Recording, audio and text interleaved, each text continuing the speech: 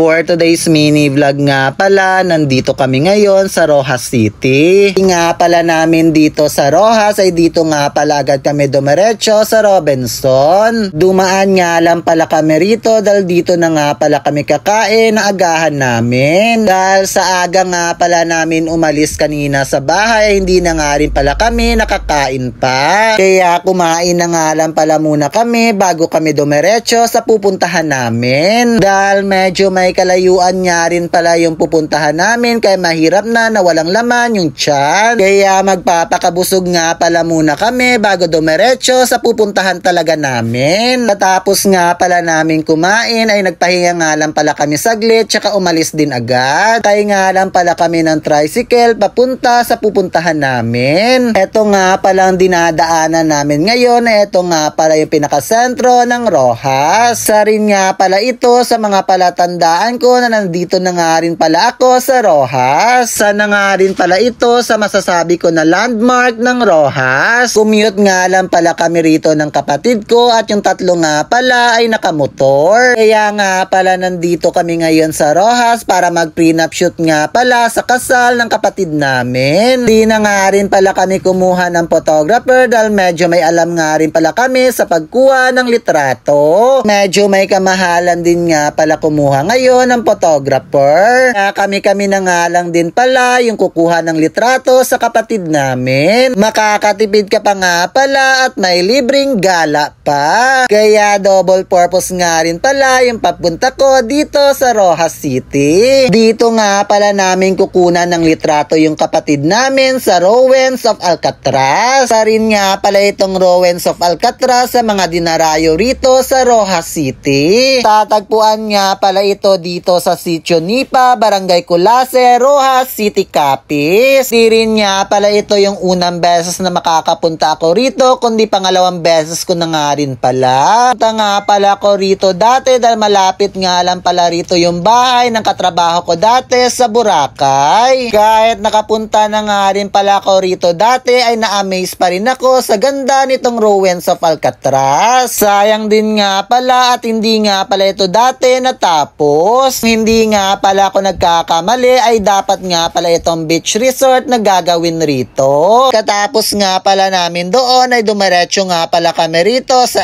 SM Roxas. Usulitin na nga rin pala namin dito yung gala namin. Dahil minsan nga lang din pala kami makakapunta rito sa Roxas. Pasok nga pala namin dito sa SM ay dumiretso nga pala kami rito sa Fiesta Inasal. Kumain nga lang pala kami rito at yung in-order ko nga pala ay pork adobo. Sarap rin nga pala yung lasa ng pork adobo nila rito. Kung ayaw mo rin nga pala ng pork adobo ay marami ka rin nga pala rito ang pagpipilian pa. Tapos rin nga pala namin kumain ay naglibot-libot nga lang pala kami rito sa SM. Naganap nga lang pala kami rito ng pwedeng pasalubong para sa pamangkin namin. Katapos nga pala namin makabili ay sumakay nga pala kami papuntang terminal. Terminal nga pala pabalik ng Kalibo. Kahit maaga pa nga pala ay uwi na rin kami para hindi nga pala kami abutin ng gabi sa daan. Hindi ko na nga rin pala rito pinakita yung photoshoot ng kapatid namin para sila nga pala yung maunang makapag-upload. Kaya dito na lang muna. Paalam!